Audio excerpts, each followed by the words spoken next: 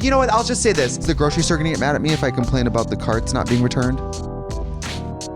Wait, what? Like if I come on the podcast and complain about something or talk about something, Yeah. am I supposed to talk about no people, places, or things while I'm here? Honey, you've got a big storm coming. Hello everyone, how are you today? I hope that you're having a really good day so far. If you are new here, my name is Taylor. I come to you from Baltimore City, Maryland, and here on my YouTube channel I feature content that is generally focused on knitting and spinning. As you can see, I have my trusty sidekick, Star Baby Moonchild. She joins us frequently here on my channel. And in today's episode of what I call the Thread to Mend podcast, in my podcast series of videos, I sit down and I share with you the things that I am currently working on in real time. I have a completed shift cowl by Andrea Mowry, and I'm still working on my bougie sweatshirt for the Young Folk Knits bougie sweatshirt knit along. And I thought I would ramble on about what I've been watching while I knit, because knitting does require some amount of television consumption, and I've been enjoying a lot of it lately. Before we dive into all of that, I do want to give a shout out to this video sponsor. You might be noticing already that the lighting is lit in this video. I've had a recent comment actually that was like, this would be great if it were better lit, and I couldn't agree more. I used to rely on a little $20 ring light I found on Amazon, and that quickly broke. And then I never replaced it because it was the summertime and the sun would shine in through my tiny window oh so well. And now that it's the winter months again, there is no sun. And you can't really find a equal substitution for that, but with a high quality lighting system. And my good friends over at Neewer reached out to me. They said, we would love to send you a product for you to just simply review on your channel, show it off. And so I am coming to you now live. It's not live, but I'm coming to you now with a huge upgrade to my system here. I don't know if I'm using it as well as I could. I think it's going to take a little bit of trial and error for me to figure out, but it is very, very simple to Star Baby's climbing my desk right now. But it was very simple to assemble, very plug and play, and there's just like two little functions. You can increase the brightness and you can increase the warmth, and there's a remote. I haven't put batteries in yet. If you're interested or in the market for your own ring light setup, they are for sale on Amazon, and I will leave in the description box below a link to the product page for my new ring light, which I'm so excited to use. There's really not much more that I can say about how good it is. It's just easy and such a high quality that I don't see it breaking anytime soon. As long as I don't knock it over, which I don't think I even could. The stand is so wide because I have it so low to the ground, but it's really adjustable. I could probably extend it as high as my ceiling if I wanted to. It's that versatile. So I'm very, very happy with the product that Neewer sent on over to me. And I'm just so grateful to them for thinking about me and here on my channel and reaching out and providing the support that I clearly need, because I don't know how to do these things. I just am a girl in her phone with a little bit of extra time to edit and upload, and I'm glad you're all here for that. And of course, I never would have had the opportunity to receive this product from Neewer if it weren't for you watching. So all of you out there, thank you so much for being here. You really all do mean so much to me, and we will get into the knitting. So let me tell you a little bit about the shift cowl. I knit this cowl using my hand spun yarn, which I think turned out in some areas to be a slightly lighter gauge than I think the spin cycle dyed in the wool yarn. I know. But I don't know. I'm not sure what to think of it. I do believe that if I had maybe knit it in a slightly heavier weight yarn, I would have an easier time styling this garment.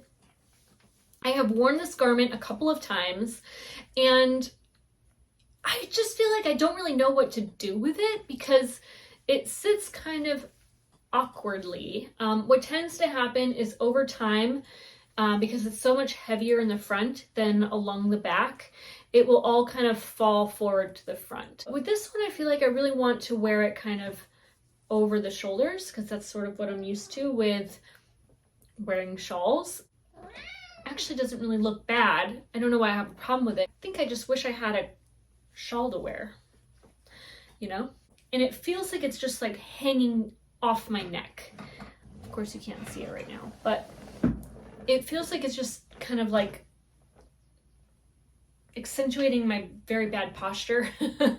It's just like this all the time. I try to sit upright and with my shoulders back. So I'll broaden it across the shoulders the way I wish it kind of wore naturally. And it's kind of stressing the widest reach of this shape, but I'll try to stretch it across the shoulders kind of like it's a shawl, even though it's not a shawl. And then I'll just kind of bring the fabric away from the front and towards the back, and then kind of just cross it behind me so that there's more fabric behind my neck than in front of my neck to kind of shift the weight of the front side towards the back. And it's just kind of haphazardly resting behind my neck. So it does take a little bit of adjustment in order to feel comfortable. And then once it's there, it'll kind of sit there for a while. And then if I move around too much, all of a sudden it'll just be down in front again. But it's a gorgeous design. I loved making it. It was very complicated at first. The pattern instructions are like 8 or 9 pages long, which after the first couple pages, I just zoned out and kind of read ahead enough to know, okay, at some point I stop increasing and then I will begin decreasing. And I just made sure to note how many stitches I reach at the maximum width of the rows. And at that point, revert back to the pattern, read a few instructions, and then just go back into autopilot, trusting that I've interpreted the pattern correctly. I don't really wear a lot of cowls. I'm a little bit picky with my wardrobe. I did one time crochet a couple cowls that I then uploaded into a step-by-step tutorial crochet pattern over on Ravelry. It's called the Crocodile Kerchief Cowl, and that is one that I wore for years. If I still had it in my possession right now, I would show it to you, but I did give it to my friend Blair, and I loved that cowl. I wore that cowl for years. In fact, that cowl is one of the first accessory garment things I ever made and wore. But I do have a cowl, another cowl that I love. This, of course, is Ella Gordon's Radiant Star Cowl. I believe this was originally published in a book of patterns that is, oh, it smells good. I don't know what perfume I was wearing. Last time I had this on, I love the way it smells. Anyway, this was designed for, I think, a Wool Week publication. And it is, you can see, like, fits really close up on the neck. I will kind of turn it inward to kind of move it away from my face, but it's always up here, and I can lift it up to kind of cover my ears. It just feels like very wearable, very functional. Like it just does the job of really insulating the upper neck. I wear this cowl a lot when I roller skate because I know it's never gonna fall off. It's just is where it is. It keeps me very warm. I feel like I can't wear this in the spring. It's very much a winter garment, but it's just like literally my favorite. The colors are just so bright and cheerful. I love the color story that I picked out for this. If you can't tell, there's 2 yellows. One is very cool tone and bright, and then a warm golden yellow. So it's like cool yellow pairing with warm yellow, and then it fades into this sort of terracotta shade that blends into a soft kind of peachy pink. And then there's that pop of red that's like a poppy orangish red. You are able to purchase this pattern for individual sale on Ella Gordon's Ravelry. I'm currently knitting my, what do I call this? I don't really have a name for it yet. But this is the bougie sweatshirt I've been designing. I'm going to put it on a longer cord for you to see. I am a Knitter's Pride needle knitter. I love my Knitter's Pride interchangeable sets. I do prefer a 4-inch tip. I feel like that just works better for me. And I like these little, I don't know, cord matchers. And I have this really, really long extra cord here. The opposite end did break off, so I don't have a tip for this end. It's really just for me to try on my garments as I knit them. And I can just screw these 2 cables together. Because these cables are very smooth and slippery, they will really glide through the knitting much easier than the rubber cord I was playing with a couple weeks ago. So I do still prefer this approach to kind of trying on my knitwear. And oh, I should have steamed blocked this to show it to you because it's a little, you know, frumpy in the motif.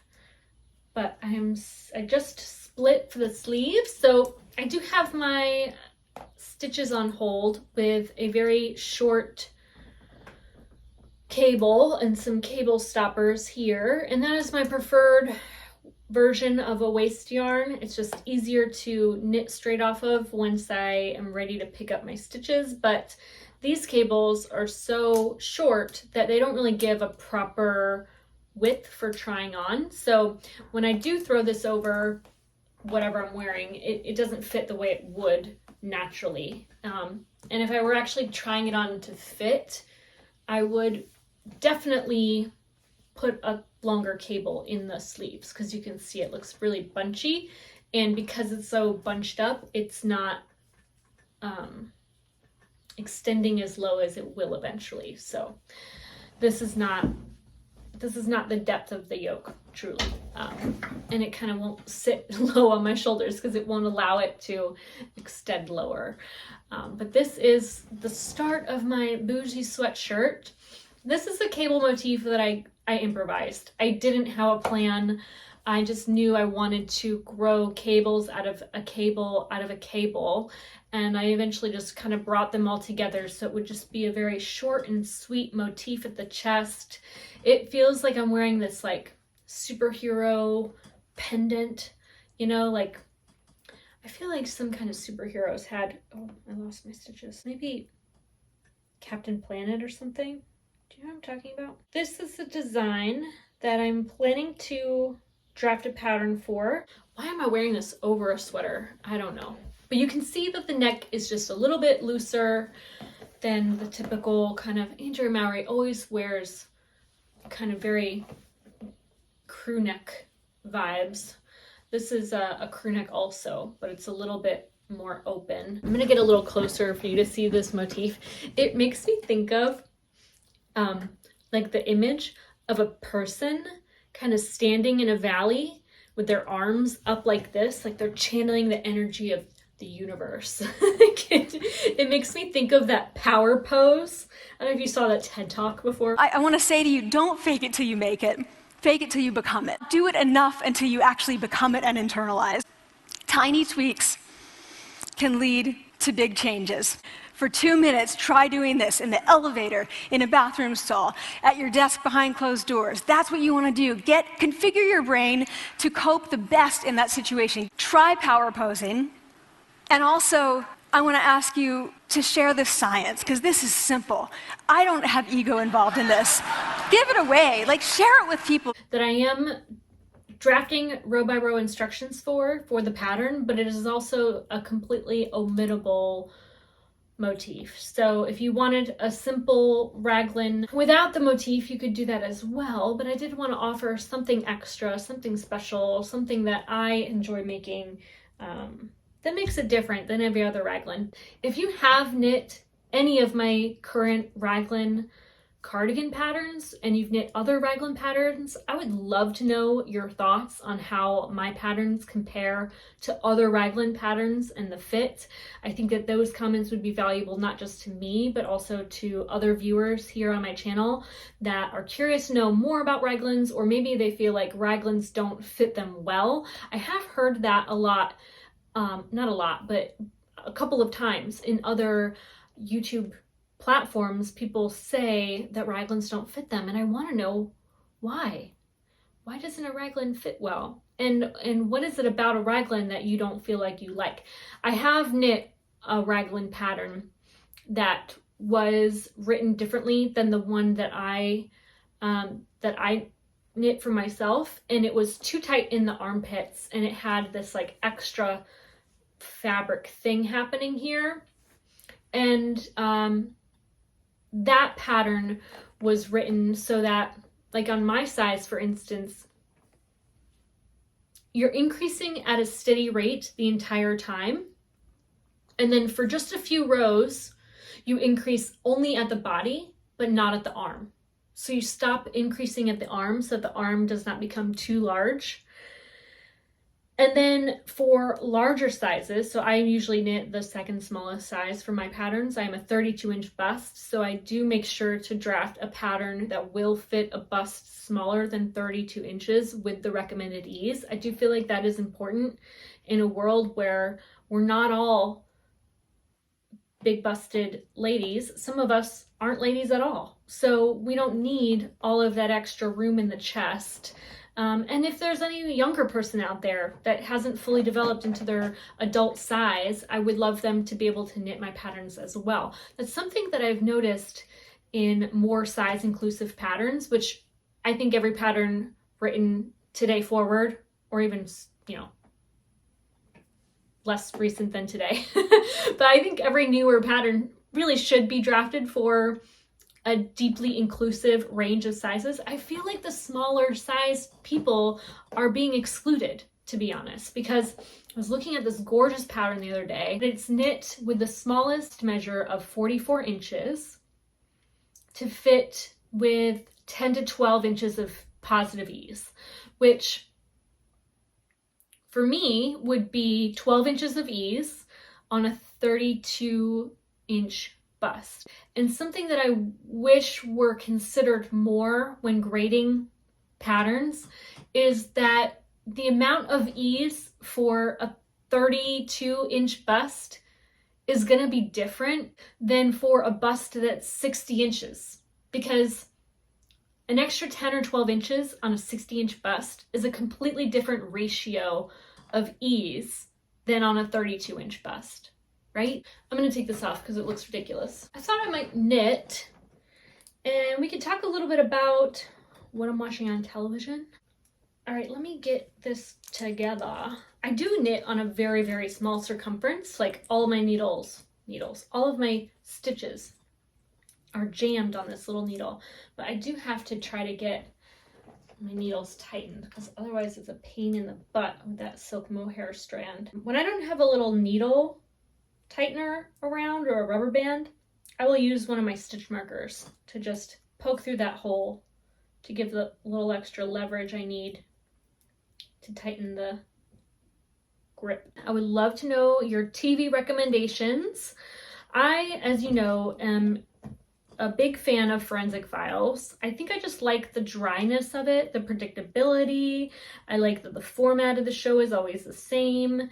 And I think what I love most is that the killer is usually caught. Like there's some resolution and some end. But I've been obsessed with the series Shetland on BritBox. I'm a big BritBoxer. That show, it has the best episode cliffhangers. Like, you have to watch the next episode. It's so good, the ending to every single episode. But sometimes, it's so good. I don't know. I think I know why I love this series, Shetland. The number one reason is that no one has guns. Like, there are no guns in this entire show. I mean, I think that there's at least 1 or 2 seasons where finally the bad guys have guns or whatever. But somehow the police they don't have any guns. Like, are there not guns in Shetland?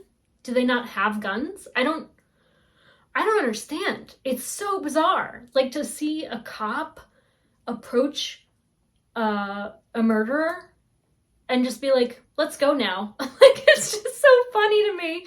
It's not funny. It's like a fantasy. It's a fantasy I want to live in, because we all know that's not how things happen where I live or in Memphis. I'm just going to leave that there because it's just tragic. It's tragic and it's sad. It makes me want to cry thinking about the level of violence that these,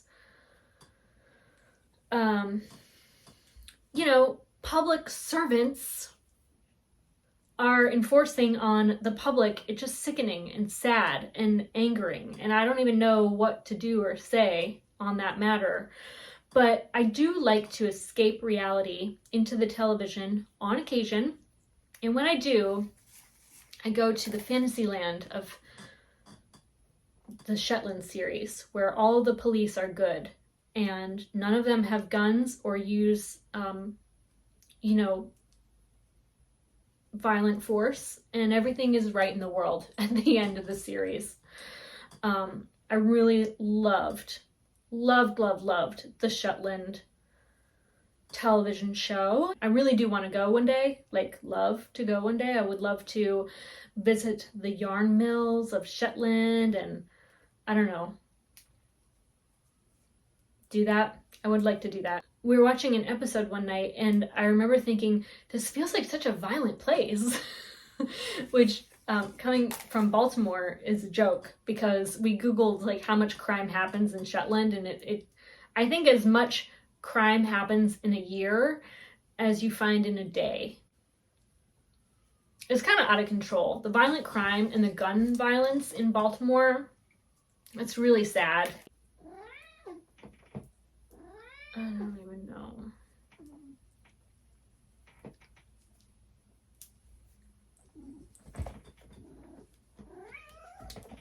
So when we finished Shetland, we started watching, I think it's like a mini series, because it's not, I think it's just a adaptation of a book called Crime by Irvin Welsh. And Irvin Welsh is an author that I used to read a lot when I was in middle and high school, which was really inappropriate, I think, for my age bracket. But I very much loved the seedy underbelly of it all. That was what I was really drawn to back then. And that was a really good show. It was a really interesting follow-up to Shetland because it also took place in Scotland. He's a Scottish author, I think, if I'm not mistaken.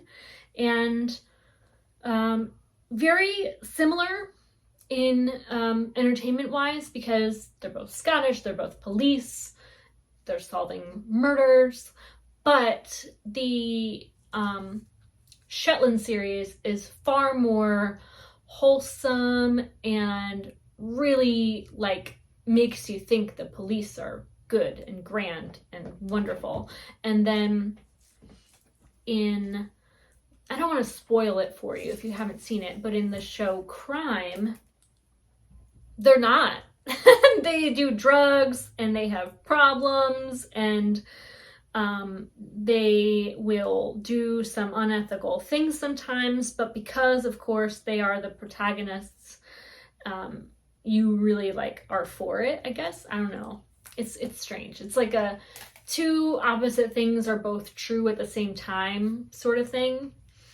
And the ending is I guess a little unexpected and a bit shocking. Other than that, I haven't found a new show to fall into. I do watch a lot of YouTube, and some of the things that I've been enjoying watching here on this platform are cleaning videos. I'm a big fan of Anna Katarina. She does cleaning videos of other people's houses that they're not present for the entire video. It's just her and the mess. And she has a really amazing positive attitude towards life and helping people that struggle with major issues.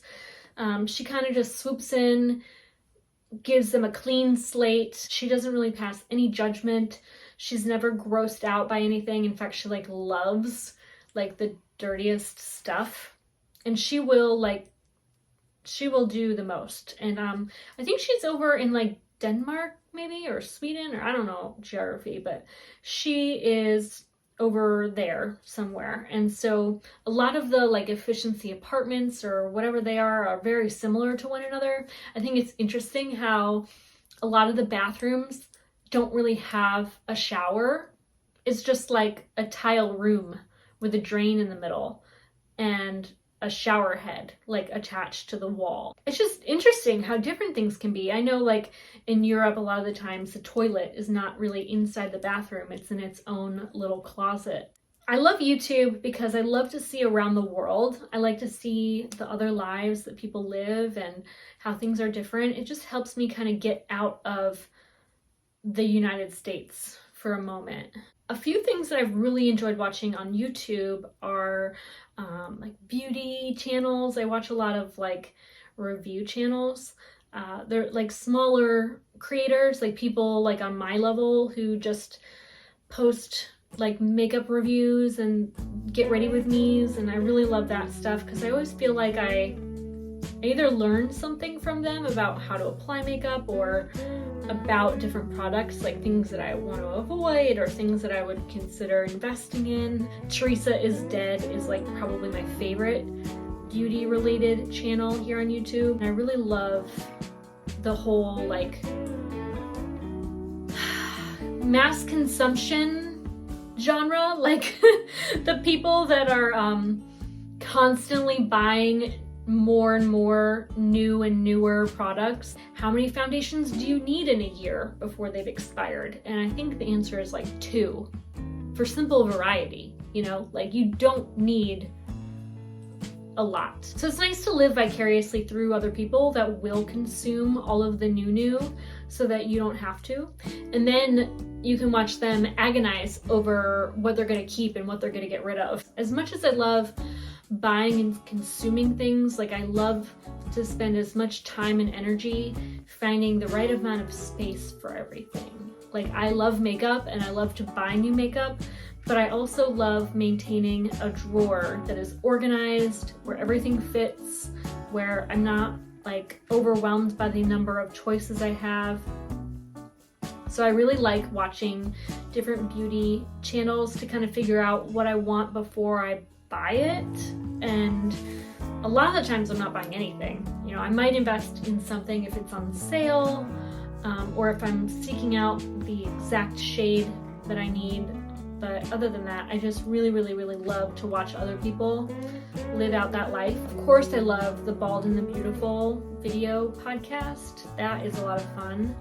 I love their recommendations of like movies and music. I feel like I always find a gem when I'm watching Trixie and Katya just chat it up. I would love to know what you have been watching on television, or if there's any YouTube channels that you recommend. That is it for this week's episode of the Thread to Men podcast. I want to thank you so much for watching. If you made it this far into this week's video, let me know in a comment below with the yellow heart emoji to show love to this gorgeous design by Ella Gordon. Check it out. And if you want to find me on social media, my name is Taylor EON on Ravelry and Instagram, and you can find me on TikTok as Taylor Knits. I hope you all have a wonderful day, a wonderful week, and if you have not yet, give this video a like. It really helps so much in growing my channel here on YouTube. If you haven't already, do please subscribe. It is free, and I hope I'll see you all next Sunday with the live premiere. If you don't already know, I do premiere. I premiere my videos every single week on Sundays at 9 a.m. Eastern Standard Time, so you can join us in the live chat every week, and I hope to see you soon. Take care. I forgot to show you last week in my shawl video that I have this brioche lace shawl I knit. I completely forgot about it because I never wear it. It's knit in this fingering weight superwash sparkle yarn. Very lovely colors paired together. I think it is so pretty. But there's just something about it that I'm not drawn to wearing. I think it's just a little too light, a little too slinky. I have to block it like every single time I wear it. It just kind of gets a little bit out of shape, but the design is gorgeous. I learned a lot about brioche in the making of this shawl, and I thought I would just pop it in the video really quick because I completely forgot about it.